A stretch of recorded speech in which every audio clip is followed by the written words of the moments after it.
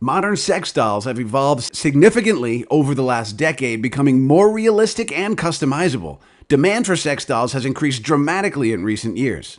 Sex dolls are typically made of TPE, or thermoplastic elastomer, or silicone, and sometimes both materials. This was one of the more recent TPE dolls that was sent to us, and it had one of the most detailed faces for a TPE material that we've ever seen. Normally it's silicone that has a really good detailed look. TPE is a lot softer and squishier and squeezyabilier in your hands than silicone is. Silicone is more dense, but it's also durable and much more stain and bacteria resistant than TPE is. TPE is more prone to stains and rips and tears, which is why silicone is more expensive than TPE. Over the years, us storing TPE dolls, most of them ended up severely ripped, torn, and stained. She's got eyelashes that she's not afraid to take off and stab a bitch.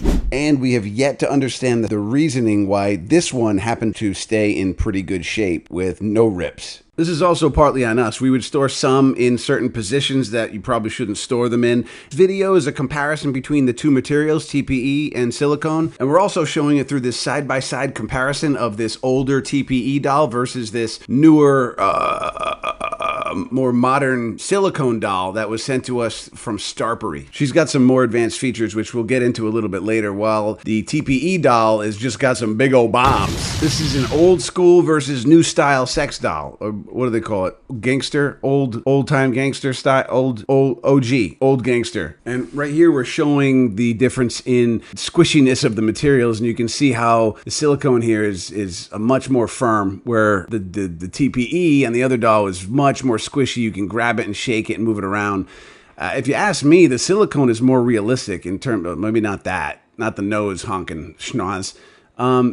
That's the firmness of the face. And in this particular head, it's considered a hard silicone head, where you can have a silicone head that's a softer silicone material, where the jaw could open and the face is a little more, I guess the best word to use is squishy. TPE sex dolls generally range from about $1,000 to $2,000 or US dollars, and silicone sex dolls typically range from $2,000 to $5,000 US dollars or higher, depending on the features. Now, does not this girl's head look exactly like Galadriel from season 1 of Rings of Power? Take the temperature. But it says it takes a few hours to heat to full temperature, so it's something that you have to like set it and forget it for a little bit. The old school, OG TPE doll is a bit cooler in temperature, but you can get insertable heaters that will warm up any of the holes. Or you can use your own natural heater. I'm talking about your dick.